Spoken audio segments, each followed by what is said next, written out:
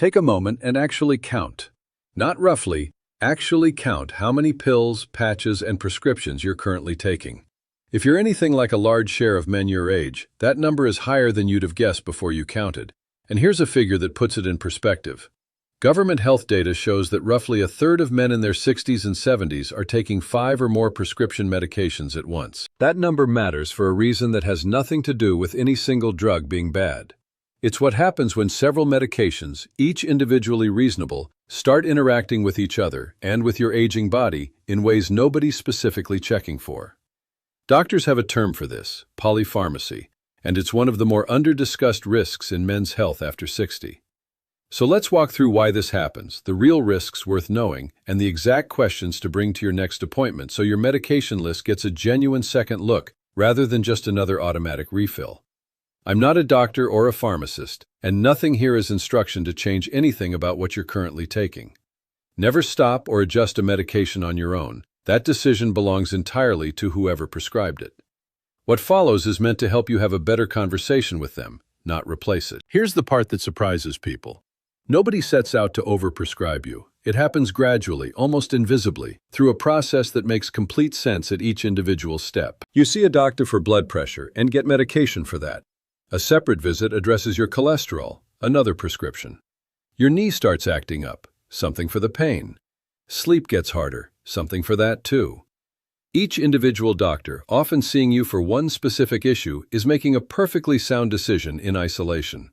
What frequently doesn't happen is someone stepping back and looking at the entire list together, checking whether these medications interact with each other, whether one is quietly causing a side effect that then gets treated with yet another medication, or whether something prescribed years ago is even still needed. This isn't anyone being careless. It's simply a gap that opens up naturally in a healthcare system built around individual specialists and individual visits. If you see more than one doctor regularly, a cardiologist alongside your regular physician, say, or a specialist for a specific condition, this gap widens further, since each of them may only be seeing part of your full picture unless records are shared thoroughly and someone actively coordinates between them. That coordination is genuinely valuable when it happens, and genuinely worth asking for by name if you're not sure it's happening for you. There's a second layer to this that compounds the problem, and it's one most men have never been told.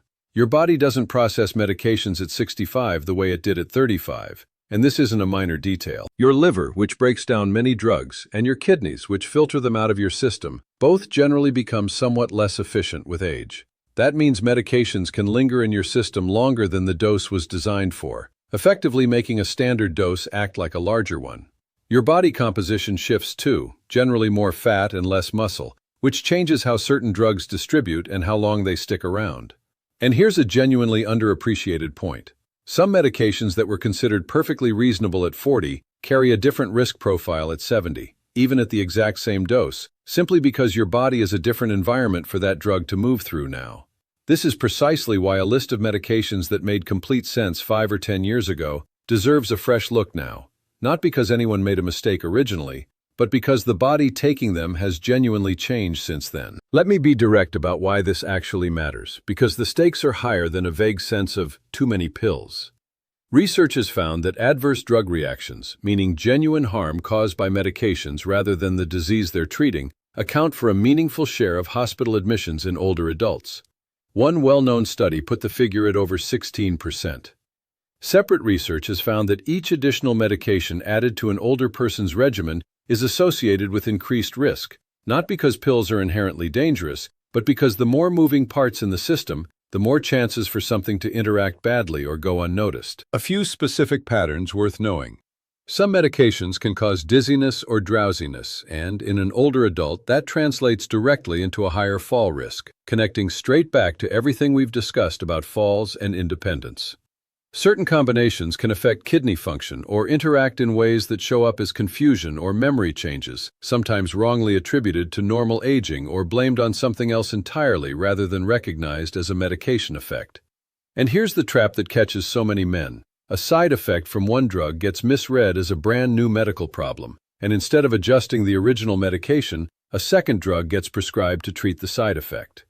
This is sometimes called a prescribing cascade, And it's exactly the kind of thing a genuine, comprehensive review is designed to catch. Here's what I want you to take from all of this, because I don't want it landing as pure alarm.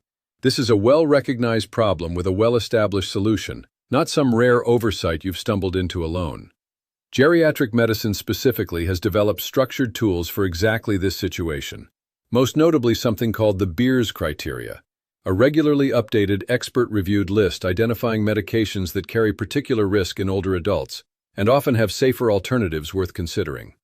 And there's an established, deliberate process called deprescribing, the formal, careful practice of reviewing someone's full medication list and thoughtfully reducing or adjusting what's no longer necessary or appropriate.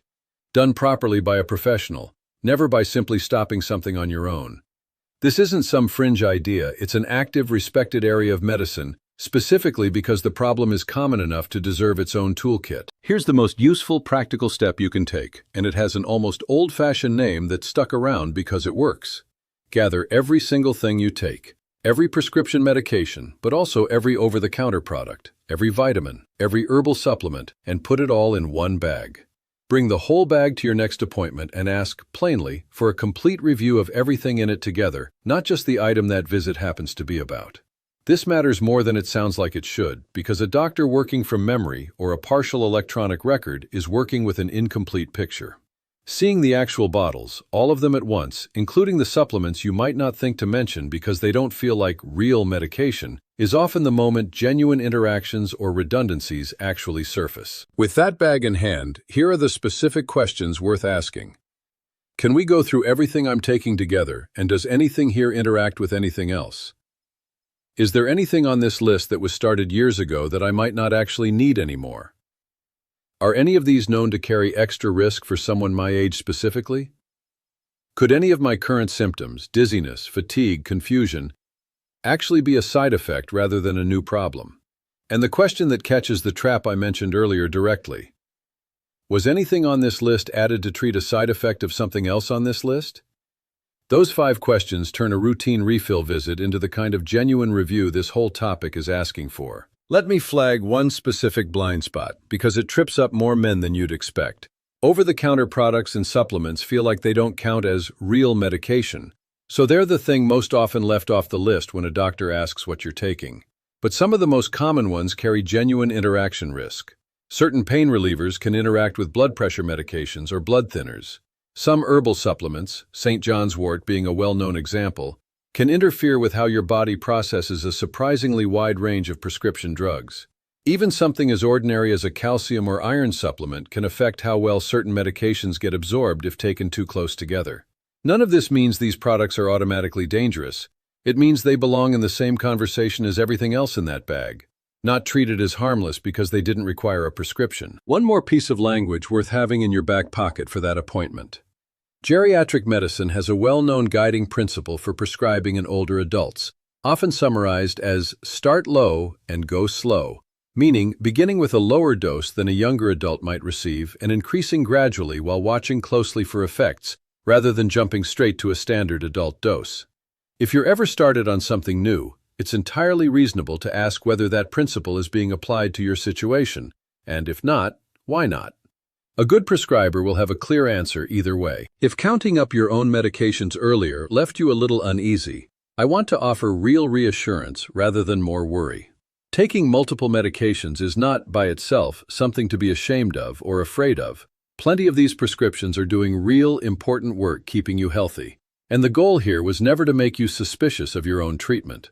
The goal is simply to make sure the full picture gets looked at together periodically. The same way you'd want a mechanic to check your whole car, rather than just the one part that's making noise.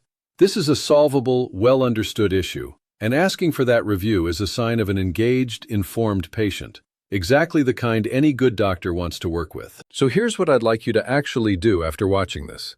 Gather every bottle you have into one bag and bring it to your next appointment, or book one specifically for this if it's not already coming up soon. Ask for the whole list to be reviewed together. Ask whether anything's still necessary, and ask whether any of your recent symptoms might actually be a side effect rather than something new. That one conversation, the bag and the 5 questions, may do more for your health this year than any single new prescription could. And the reminder that matters most here, Never stop or change a dose on your own, no matter what you learn today. This is entirely about starting a proper conversation with whoever manages your care, not about making a decision alone. If this gave you a real reason to book that medication review, a like helps another man realize his list is worth a second look too. Subscribing means you won't miss what else this channel digs into. Here's my honest question for the comments. When's the last time anyone actually reviewed your full medication list together, all at once, rather than one prescription at a time? I have a feeling for a lot of you it's been longer than you'd like.